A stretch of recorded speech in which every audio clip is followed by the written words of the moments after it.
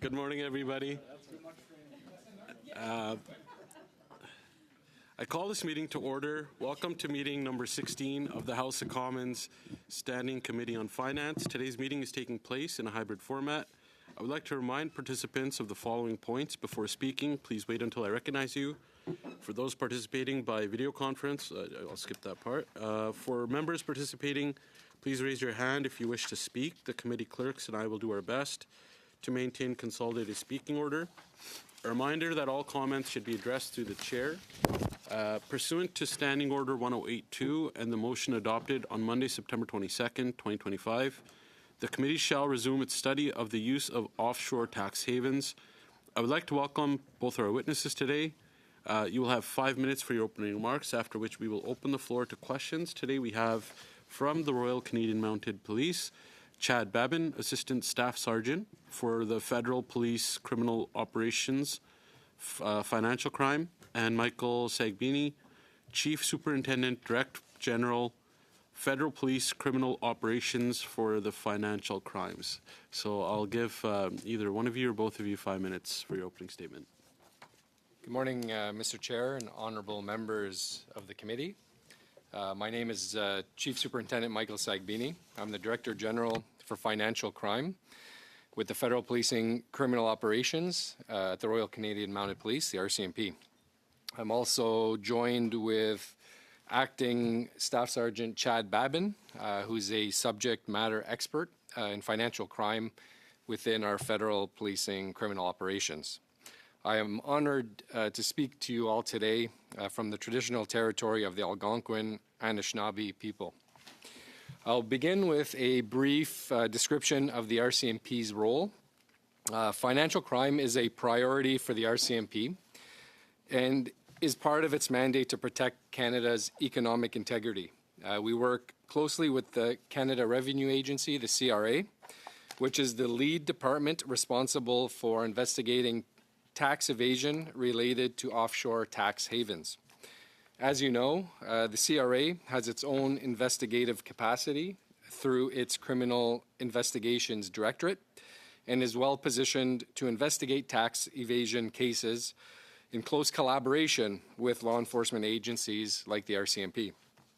The RCMP plays an important support role on this issue.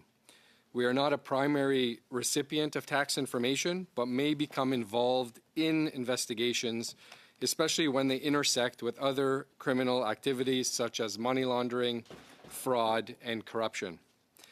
In these cases, the RCMP collaborates with the CRA, the Financial Transaction and Reports Analysis Centre of Canada, better known as FINTRAC, and international partners to investigate and prosecute individuals or entities that use tax havens to hide illicit funds.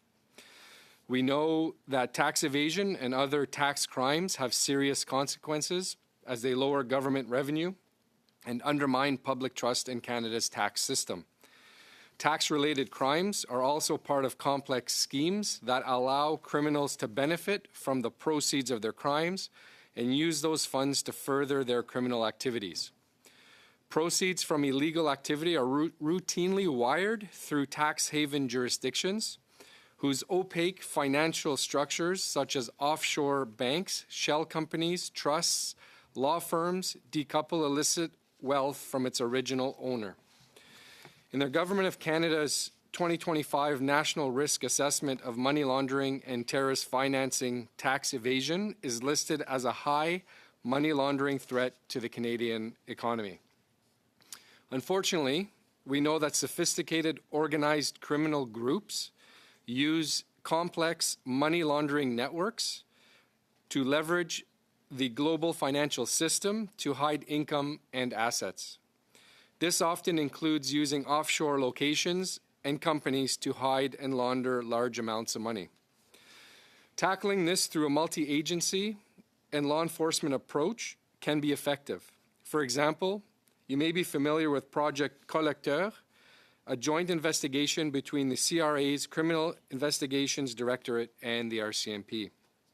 This investigation uncovered a large professional money laundering network spanning several countries and leveraging money service businesses and informal value transfer systems.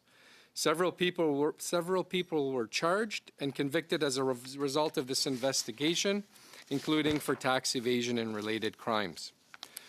Many factors can impact law enforcement's ability to investigate tax evasion occurring in a tax haven. As with other kinds of financial crime, tax crime methods continue to evolve. This is particularly the case with the increasing use of digital currency, which is still unregulated in certain jurisdictions and is very hard to trace. As well, the speed that digital currency moves can sometimes outpace law enforcement and other agencies' efforts. As well, transnational crime proposes jurisdictional challenges for law enforcement. Law enforcement are dependent on international partners delivering timely results. Offshore jurisdictions can sometimes delay or limit the provision of information.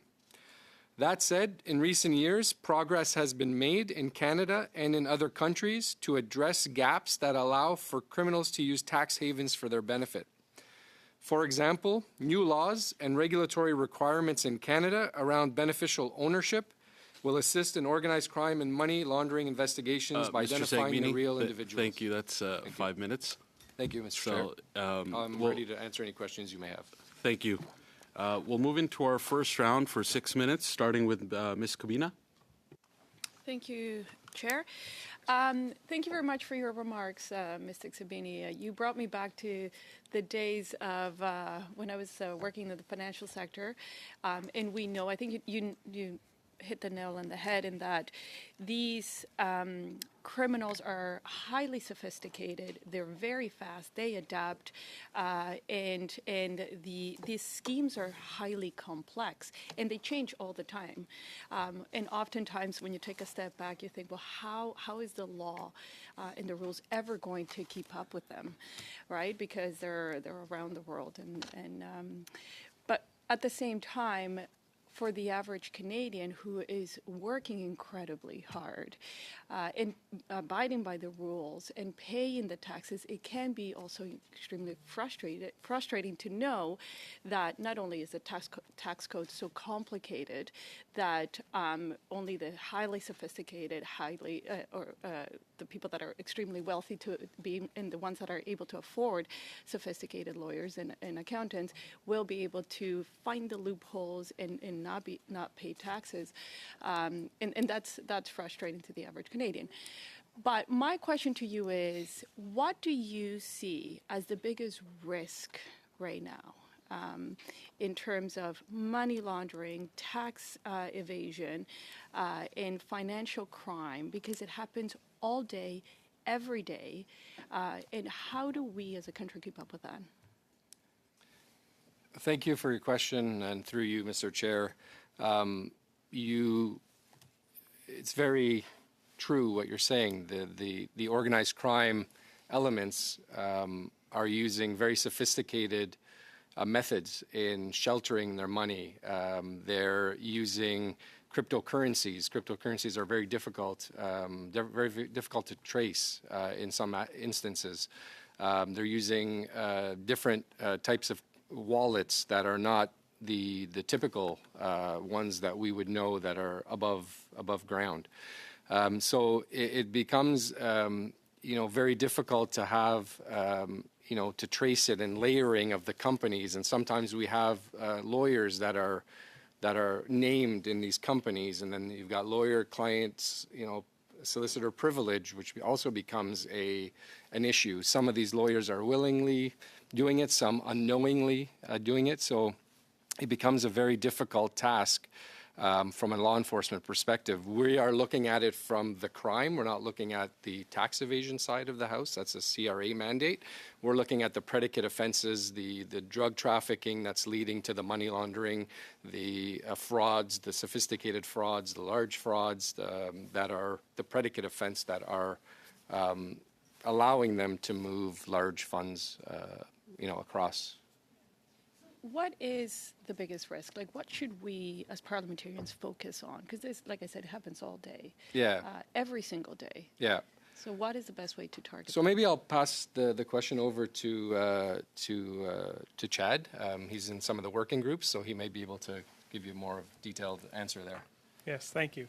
One of the larger risks or things that we have to deal with is beneficial ownership. It is a hot button topic for us. Who actually controls or owns certain trusts or corporations?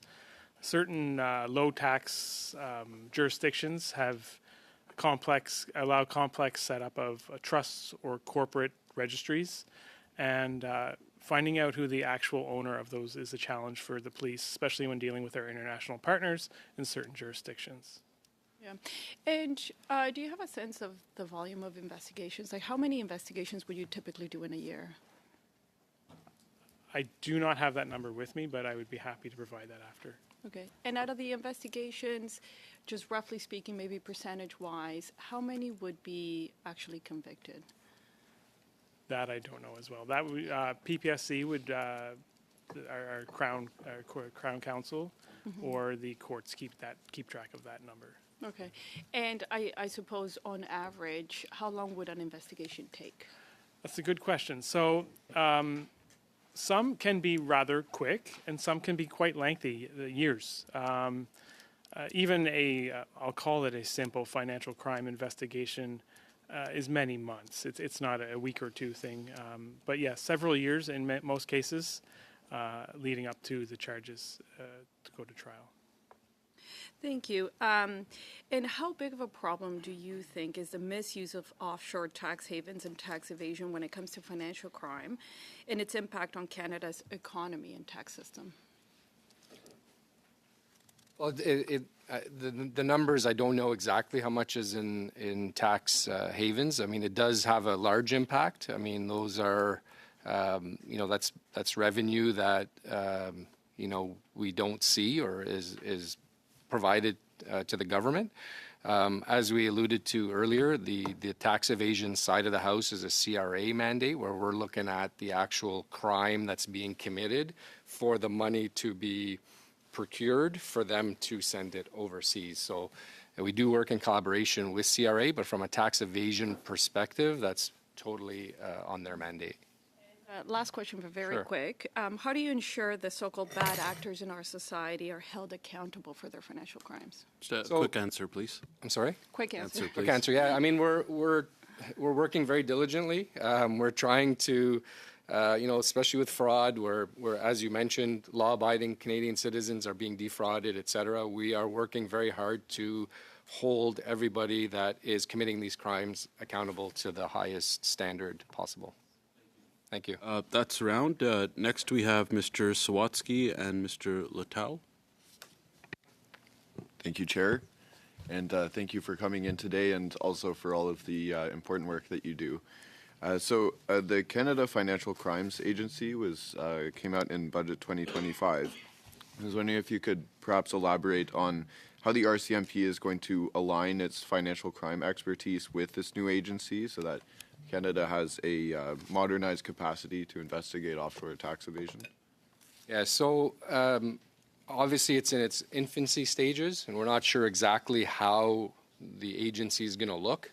We do know that we'll be part of it. We do have, the expertise in fighting crime when it comes to financial crime. We will be working in close collaboration with this new agency, however it's going to look, and we will provide whatever support we need to provide in order to make this an effective and an efficient agency. Are there any recommendations you'd have on how to make this most effective? It's hard to come up with exact recommendations. I just think that anytime you work with different agencies where we can collaborate, where we can share expertise, it's beneficial. I wouldn't say like a joint, kind of like in a joint task force type unit. I think it's very important where we bring all our partners in and be able to collaborate together and work. And I think that would be an ideal situation where we share our expertise and share our resources and share best practices. Thank you very much. I'll pass the rest of the time to Mr. Leitao. Thank you. Thank you. Bonjour, messieurs. Merci d'être là. Hello, gentlemen, and thank you for having joined us. Mr. Babin, you spoke at the outset of an issue that I, too, think is highly important in this discussion. Who is the beneficial owner? Who is the actual owner of any company, business that's often hidden behind a number of shell companies? So in this context, and I don't want to put you in a delicate situation, of course, if you're unable to answer my question, of course, don't answer it. But, for example, is there any information sharing with colleagues from other jurisdictions, other countries? Thank you for the question through the chair. Yes, we do share information with our foreign counterparts, informally and formally. Being police in early stages of investigations, informal or what we call police-to-police information sharing is very valuable when it comes to finding beneficial owners, depending on the jurisdiction we're working with. There are several networks that we're members of. I can highlight perhaps something called the ARN, the Asset Recovery Interagency Network, and it allows us to reach out to several, over 100 jurisdictions that we work with, and they can do police-to-police database checks on our behalf in their foreign jurisdiction and return that information to us so that we can begin investigating any connections to Canada or nexus to Canada from that jurisdiction, some of which are in these so-called tax havens, and they're quite cooperative. Okay, thank you. I think you also mentioned, or one of you mentioned, and rightly so, that these days, of course, digital currencies are quite a challenge for law enforcement authorities because it makes it so easy to move money around and move money around anonymously. A lot of that is obviously unregulated, and different countries are beginning to look at ways to perhaps regulate that. In Canada, we know that the government of Canada and the Bank of Canada are looking at real-time rails, so to have a more efficient digital type currency, but that would be entirely regulated. If we are to move in that direction of having governments and central banks participate actively in kind of regulating and developing the digital currency world, what would be your recommendations? Since you've seen this world from up close, what would you say would be the main issues that you would like future regulators to address? I mean, that's a tough one. I think we'd have to really delve into what it could look like. I mean, anytime you have some sort of regulation, anytime you have to de-anonymize yourself, where you have to put your name to an account, I mean, it makes life easier. But for how this could look like, that's something that, we could go back and see based on what we've seen in the past and what the MOUs and, the MOs of what people do. How do we best, come up with some best practices? I think that's something we could potentially go back at some point when we're ready for that and give some recommendations from a law enforcement perspective to say, hey, if we did A, B, C in this context, it would help us. Yeah, we'd be more than happy to be able to provide that. Thank you. Yeah. Thank you. That's around. Next, we have Mr. Garon for 6 minutes. Merci, Monsieur le Président. Thank you, Mr. Chair, and thank you, gentlemen, for being here today. I would like to get back to the KPMG issue. That's going back to 2020-21. Back then, the company, it was thought that it had developed tax evasion schemes, and a very aggressive one, that there were criminal accusations laid in the United States. In Canada, we learned that evading the CRA rulings and rules, it was shown later in court document that there had been a secret agreement between the CRA and KPMG. And when we brought in the Minister of Revenue to tell us whether she should have investigated this, she said she came and told us, here, if you're unhappy with this, go and become a police officer. Would I become a good police officer? I don't think so. I don't need your comment on that. But do you think that if the Minister of Revenue were to use her investigation powers that she has under legislation, would this make it easier for you to carry out your work? Moreover, do you feel that even though criminal legislation differs from jurisdiction to another, one to another, when there's a criminal case underway in the United States, and at the same time you've got some secret agreement that's set in Canada, doesn't this create difficulties in your investigations? Through you, Mr. Chair, to comment on CRA's investigative postures and how they do things, well, we don't know how that all played out. They will do the tax evasion side, as we mentioned in our opening and our mandate. We do go after the criminality side and not necessarily the tax evasion, but we do work close with CRA hand in hand in dealing with, when they do a tax evasion investigation and they do see criminality, they will refer it back to us, and we will work closely together on that. Mais si vous permettez, quand les But with your États-Unis... permission, when the United States, lays criminal charges, and here in Canada there's a secret agreement that's underway, which is really not in compliance with the CRA's rulings, and the minister is not using her investigation powers, wouldn't that be something that interferes with your criminal investigation? In this specific case, I don't know the specifics of the comments.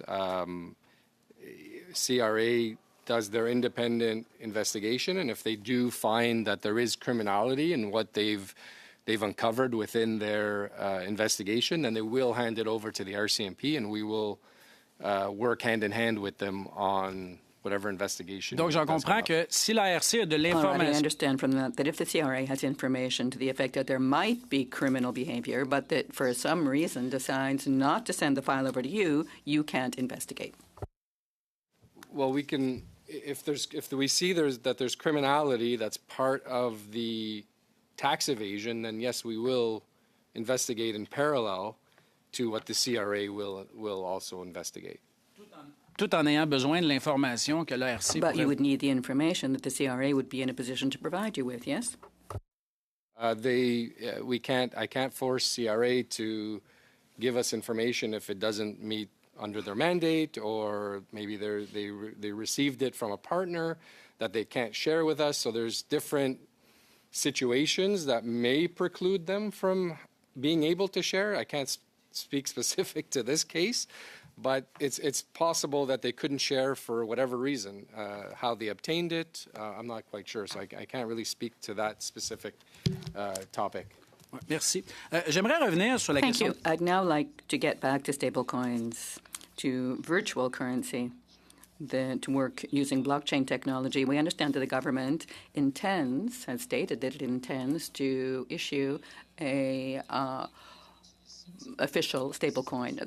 People use it because SWIFT, IBAN, and so on. There are a number of bottlenecks there, difficult to send money internationally. So people have turned to stablecoin. My impression is that the regulations the Bank of Canada will apply will be to ensure that stablecoin is indeed backed by Canadian dollars and that their arrival will not have a negative effect on the Canadian financial system. Now, if we normalize the use of these currencies, even internationally, stabilize them somehow, would this be an acceptance, really, an approval of a financial tool that makes it easy, of course, to transfer money, but that also makes transfers that camouflage proceeds of crime and fraud more safe? Are we not normalizing a criminal situation?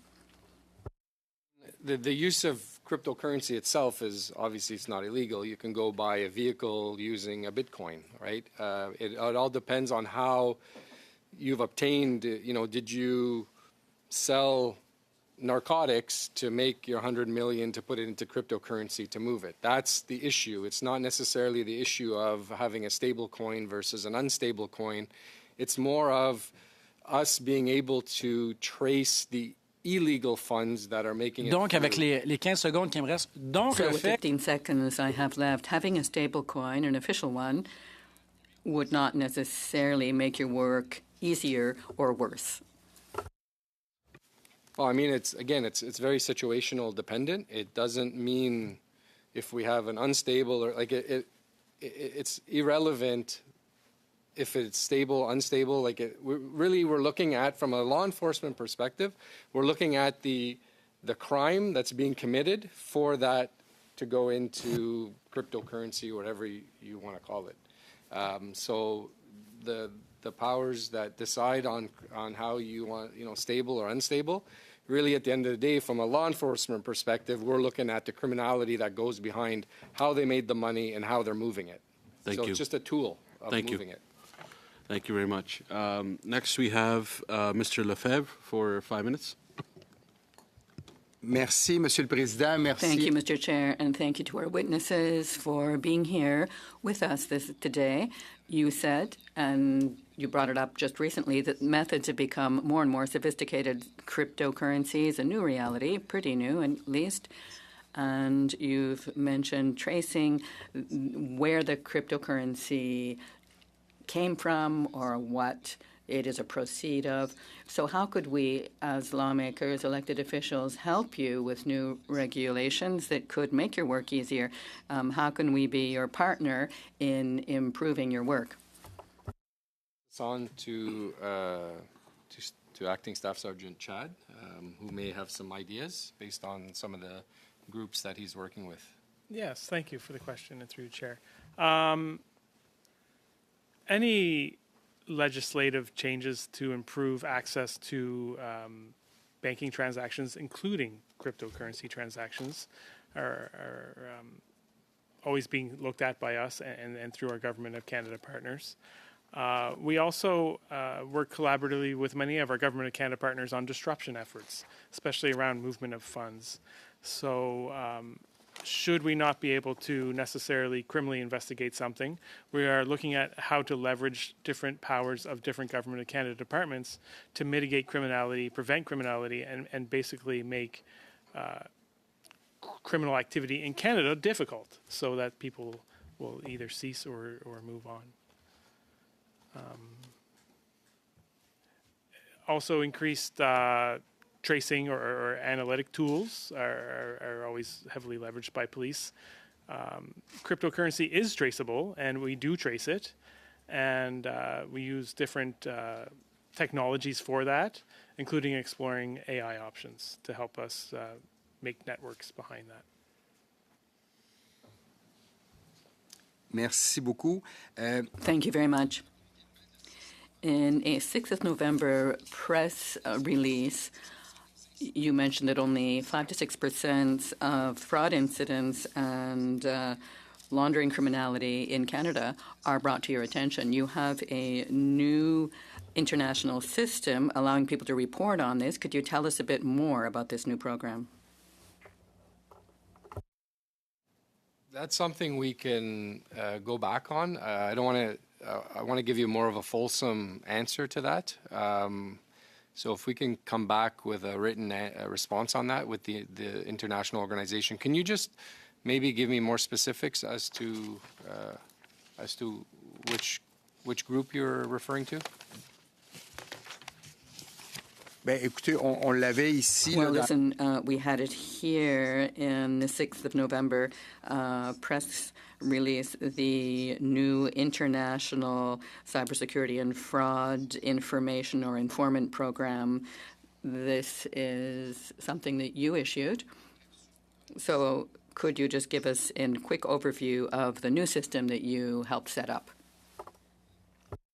Question. So we do through the Cyber Center.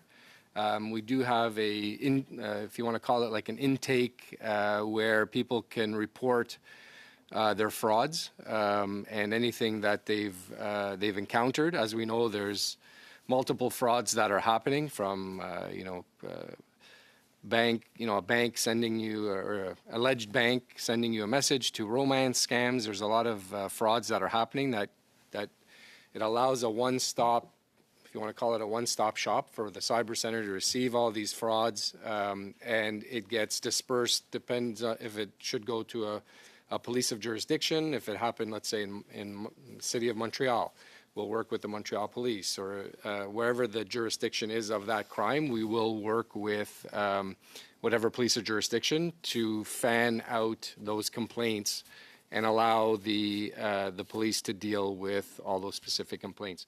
In terms of statistics, I don't have those statistics available, but all that I understand is it's working well, and it, like I said, having one point of contact for the general public to know where to go is a very effective and efficient tool. Merci beaucoup. On a eu une Thank you affirmation. very much.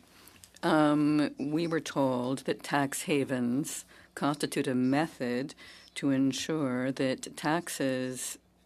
to get the taxes paid here in Canada. So what do you think of that, that it's a method to get the taxes that are paid here in Canada? That I can't comment on. That's a more of a CRA question in terms of the offshore money and tax havens. Like I said, we deal with the criminality that gets the money that gets sent out. But in terms of tax evasion and tax havens, that's more of a CRA question. Thank you.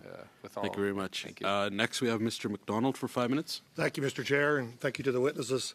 In our budget 2025, we introduced a national anti-fraud strategy. And in 2024 alone, we've seen Canadians lose $643 million to fraud.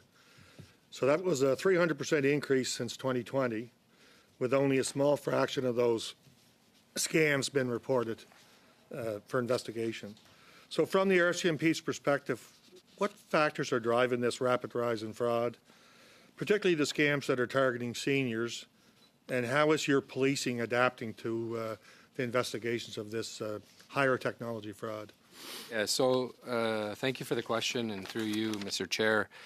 The issue with these frauds is they're becoming more sophisticated, they're becoming more obfuscated, and in a lot of times it's happening in countries that we don't have relationships with Canadian government, law enforcement, so it makes it extremely difficult.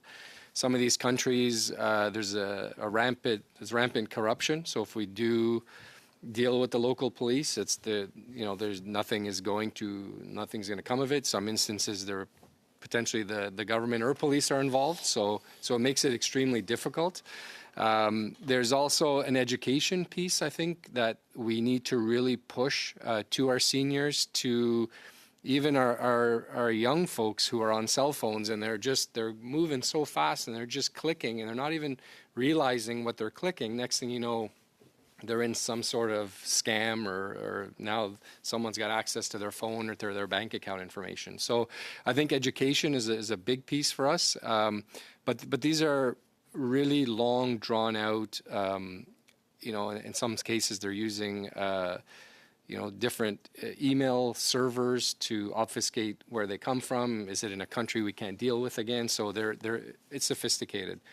The ones that we do find, we are very serious in investigating them, obviously, and prosecuting them. And then that's another thing, is the prosecution side. And when you have something that's so sophisticated, it becomes a very complex case for the Crown, and it gets drawn out. It's a long, with disclosures and dealing with other countries and what they can share and what they can't share. So it becomes a very complicated affair.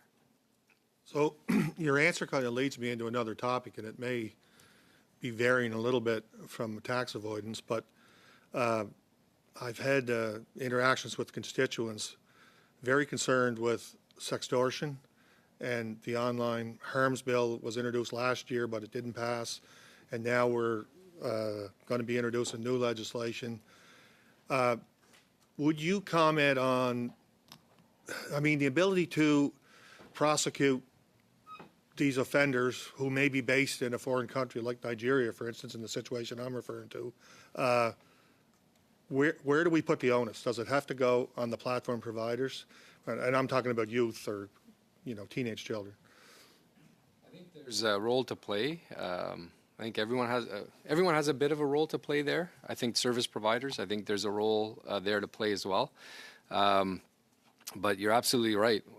You know, it would be difficult in dealing with some of the countries that we do see, and these criminals are using those countries because they know it makes it difficult for law enforcement to deal with that country because there is the corruption and the lack of relations between the two countries. We have liaison officers that are around the world in different countries that, you know, we will have a director in an area that's responsible for 5, 6, 7 countries. We continually go into those countries to build our relationships. But it's definitely a work in progress in terms of building those relationships and the willingness of that host country to actually work with us, because I think there's a lot of corruption that's happening, and it's in their best interest to keep it going. So finally, getting back to money laundering, you mentioned in your opening statement that you work cooperatively with CRA, FinTrack, other organizations, provincial regulators, obviously, to investigate these complex financial crimes. What improvements would you recommend legislatively to members of Parliament to improve the ability to investigate? Quick answer, please. Sorry? Quick answer. Okay, I'll let Chad answer that one. Quickly, increased access to tax records would be faster access to tax records would be a big help. Thank you. Next, we have Mr. Garon for 2.5 minutes. Merci, Monsieur le Président. Thank you, Mr. Chair. Liberal colleagues mentioned, the government mentioned in its recent budget a little earlier this year, they published this strategy to combat fraud, a new infrastructure being created to better counter fraud. The Minister of Finance announced that. So we were not so sure this would work because we have the impression that this is just shifting the names of administrative structures that already exist but without new financing. So when it comes to combating fraud, criminal crime, if we compare the jurisdictions in which you work or that you know of, are we one of the countries that provides a good deal of resources, sufficient resources, funding to police officers and compliance agencies, or do you think we should invest a good deal more to give you better tools, especially given that your work is becoming more and more complex? Yeah, thank you for the question, and through you, Mr. Chair. I don't want to speak on behalf of other organizations or other groups, but I can tell you at the RCMP, we're continually looking at resources and where our resources are better placed. Currently, within our financial crime unit and our units, I would say we're adequately staffed where we need it. We're continually looking at how crimes are evolving.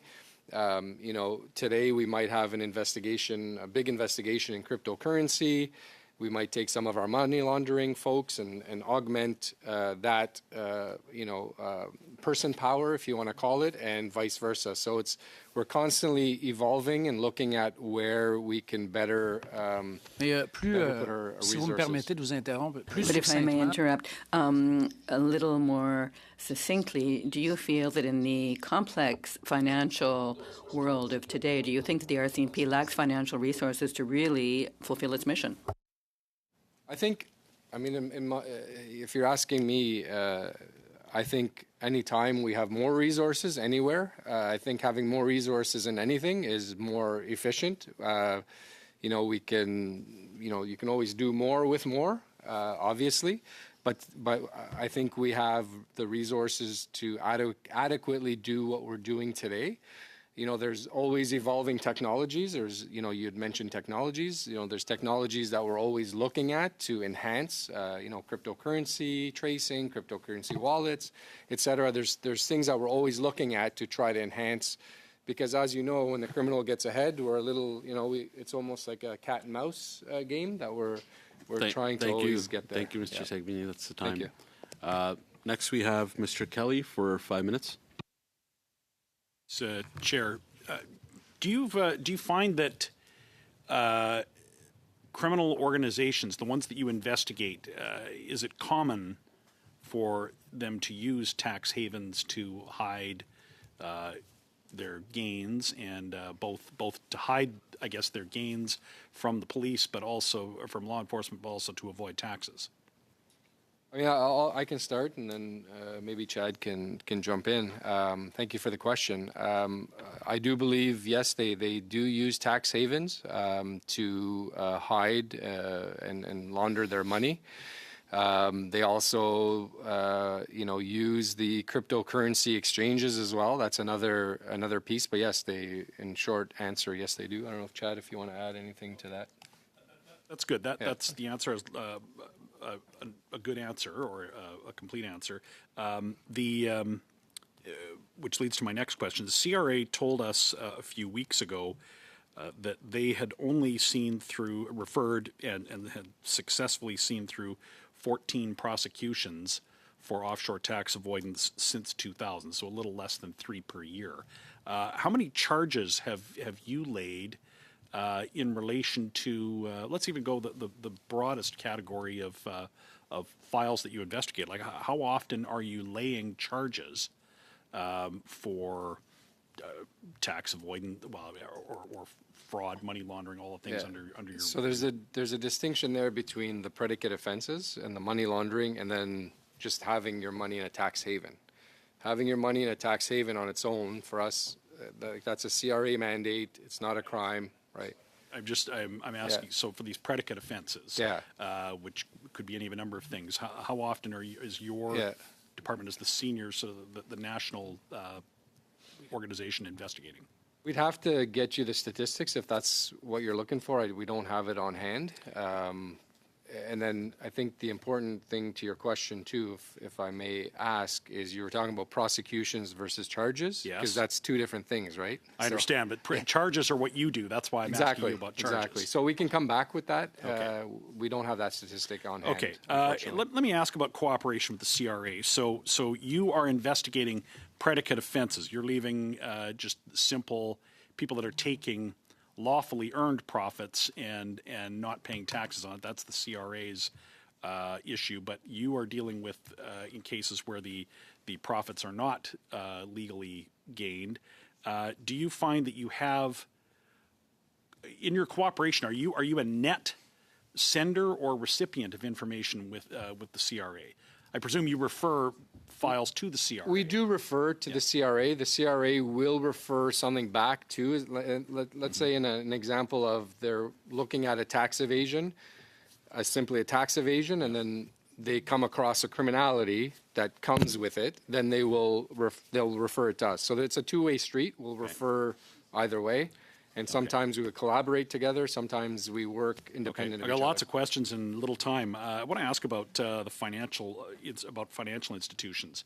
How do you characterize the level of cooperation you get? And this goes back to, as Ms. Cabina also said, I have working history in the finance sector, and it always seemed that the banks were reluctant to share information about what goes on in their own shop in fraud cases. Do you find that you get cooperation from the banks?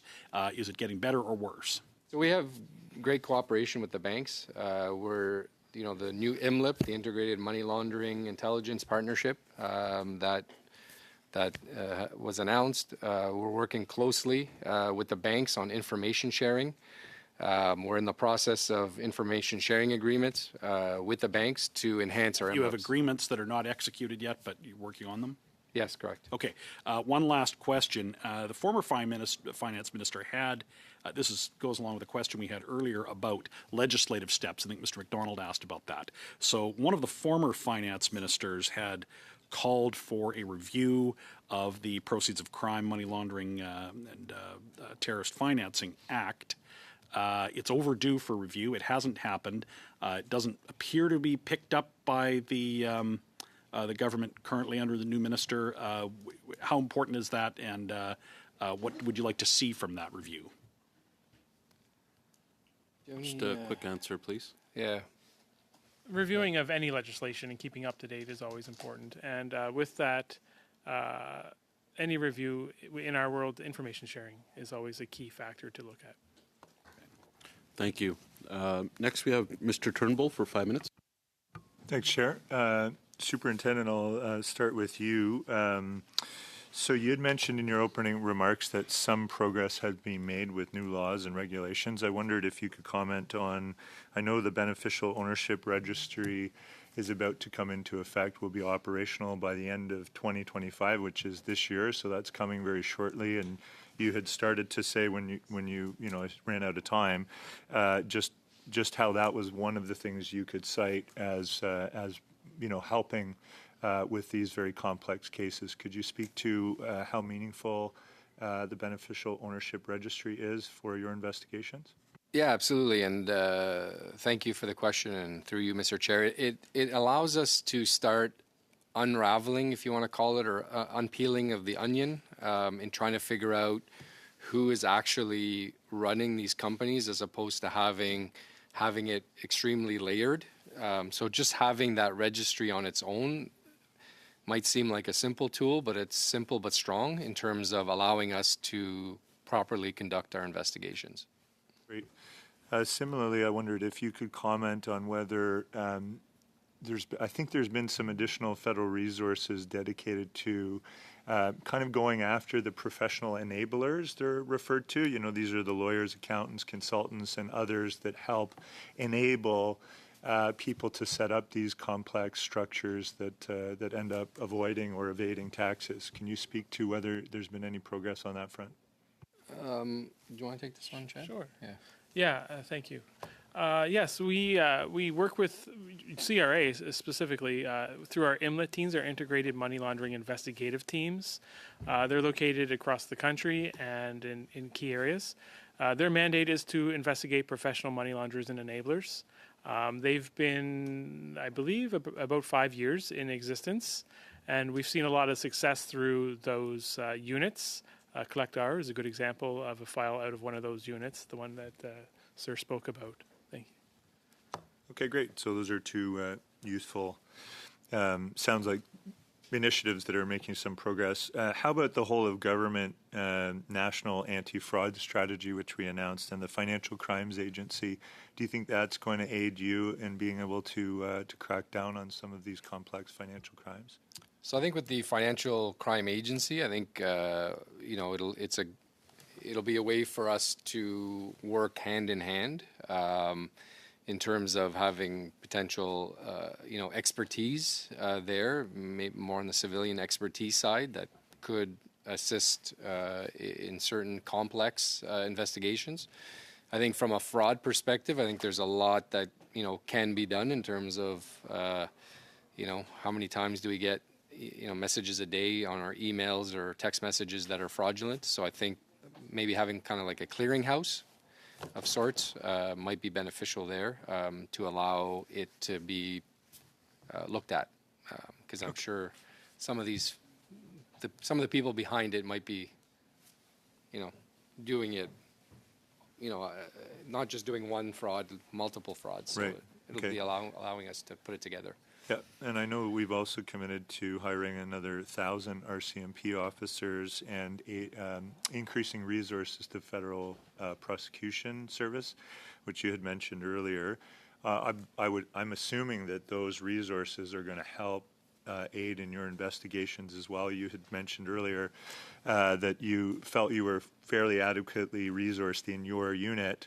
But can you talk about how those additional resources will aid in cracking down on evasion, tax evasion? What we've seen is out of the 1,000, there may be 150, I believe, coming to financial crime. So we're not sure yet where those resources were. Once we see where they're going to come to, we'll assess better where those resources would be going. So I think it's important for us to kind of look and take stock of where we need to augment ourselves.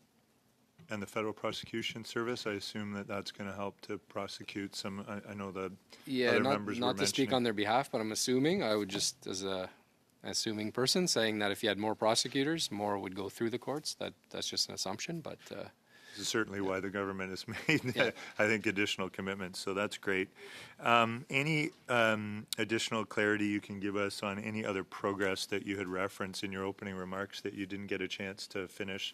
I think you were going to refer to a number of other things, but maybe you could also take a second, go back. Just a quick answer, I was almost please. at the end, but there's been a lot of progresses in just our partnerships with our partners, internationally, our partners domestically, where we're working more collaboratively, especially on, cryptocurrencies. We hold a lot of training where we have municipal, provincial, international partners that come on these training, and that also builds on our network. So if someone from the OPP or SQ or someone that's come on our course, they can either reach back into us or reach back into someone that was on the course. So we're building these networks of financial crime experts. Thank you. Colleagues, we have enough time for one more round, so I think that if you guys are all okay with it, we could do 3 minutes each party. Yeah? So I'll hand it over to the Conservatives for 3 minutes. Ms. Cabina. Thank you, Mr. Chair. So we got caught off in the last conversation where we were talking about how do we hold these bad actors accountable? Because of course the concern is that we don't have you don't have the number of investigations or the number of charges. These bad actors may just get a slap on the wrist, or maybe they get charged and there's a fine, and that's the cost of doing business, because it is highly profitable to engage in financial crime and tax avoidance. So can you please speak to how do we hold these bad actors accountable? So I mean, from a law enforcement perspective, all the complaints that we do receive, obviously we take them very, very seriously. We investigate them, to the capacity and to lay charges. In terms of what happens later, in terms of the court process, in terms of, sentencing, that's outside our scope. But what I can reassure you is when we do receive complaints, we are investigating them to the fullest capability, and we are charging. But again, what happens later, that's kind of out of our purview. But yeah, if you could submit to the committee the statistics and the data, that'd be great, just to get a sense of the problem. But also, there has been an increase in financial crime.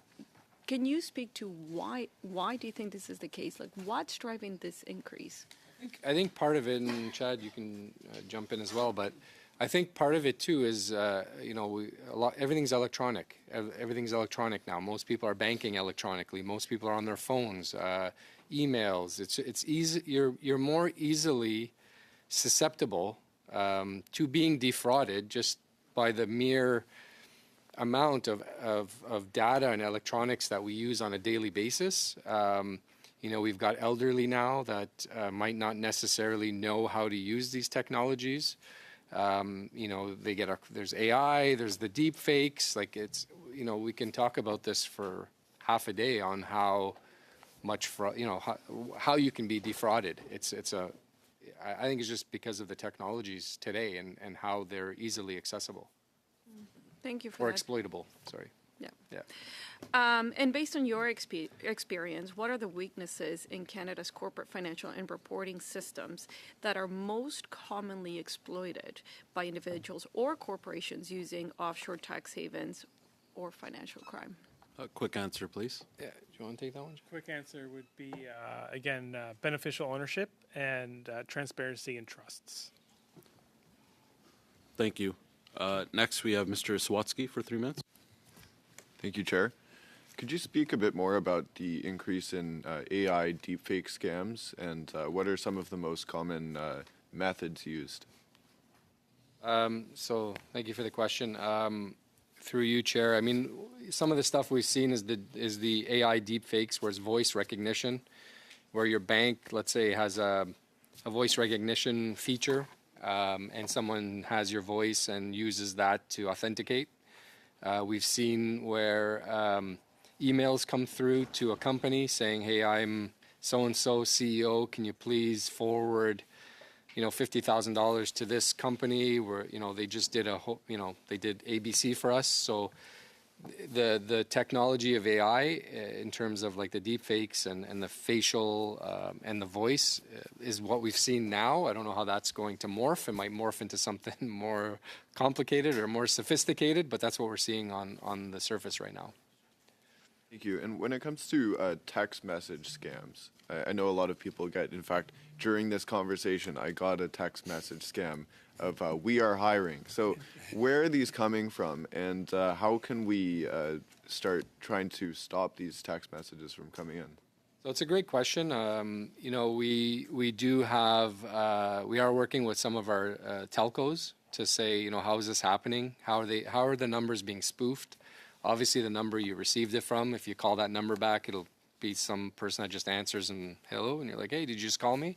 No, it wasn't me. So obviously their numbers are being spoofed. So we're trying to figure out through our telcos. We think a lot of it's coming from overseas. Some might be domestic, but we're trying to figure that out with the partnership with our telcos. And can somebody who takes part in this scam, can they be charged? Yes, absolutely. Absolutely. We'd have to investigate to see, what came of it. Like maybe this person is really hiring, right? And they got your resume versus, "Hey, click on this. It's going to take you to a site. We need to get into your computer because, you have a virus." And the next thing you know, they have access to everything. So everything it would be unique to each situation. And so would you need to have been scammed in order for them to get charged, or could they be charged just by sending something in hopes of scamming? Yeah, we'd have to look at it. We'd have to delve into how. I mean, spoofing a number on its own, we'd have to, that's something we'd look at as an offense. Spoofing people's numbers and spamming and et cetera. So, yeah, and it's happening so often that the prioritization of these scams, like it's important to be able to protect our most vulnerable. Thank you. It's time. Next, we have Mr. Garon for 3 minutes. Merci, Monsieur le Président. Thank you, Mr. Chair. We're talking a lot about crypto and big international matters. It's certainly the current style. Also, telephone fraud, scams targeting elders, and so on. There is the Canadian Bankers Association, working with the RCMP and other organizations as well, have started a publicity campaign to raise awareness, telephone operators and internet companies and so on, to ensure that everyone is on the same page, working to ensure that frauds don't happen. I favor that. It's a good initiative. I even supported an event here on the Hill to raise awareness about this, but I don't think that we are rendering the banks as responsible as they should be. You say that all players have to play their part. When an elder has 3 times loses $500 in the middle of a Saturday evening, and the banks say, well, this happened to an entrepreneur in my riding. She had funds taken from her bank over and beyond the bank's maximum withdrawal levels, and she was actually accused by the bank itself. It looks to me that banks need to bear more responsibility, and if they were in part responsible for the financial losses, then they would ensure that prevention is tougher. Could that be an element that could eventually reduce the numbers of frauds, making banks more responsible for them? Because, it's from the bank account that the money's being taken out, after all. Totally understand. And in these cases, it's very important that it gets reported to the police of jurisdiction, whatever area your constituent or whoever gets defrauded, because it becomes very important that they will start an investigation with the bank, in collaboration with the bank, to see what exactly happened. It's always favorable to have the police response. Mais au-delà de ça, la question, je suis d'accord avec Right, vous. but over and beyond that, and I fully agree with what you've just said, though, if banks do, under legislation or regulations, were made responsible for what's going on in people's bank accounts, as is the case in the UK, don't you think the banks would set in more measures to ensure that these frauds wouldn't occur, or at least wouldn't occur as often? And we wouldn't need to turn to the police because, of course, ideally in life, we like police officers, but we'd rather not have to deal with them. Yeah, I mean, for legislative questions, I'll leave that to the experts here at Parliament to decide how that would come out. From a law enforcement perspective, like I said, I highly recommend a police presence in those calls, and we could work with the bank. But legislative, I'll leave it to the legislative experts. Thank you. That's the time for today. I want to thank the witnesses for being here. Is it the will of the room to adjourn the meeting? All right.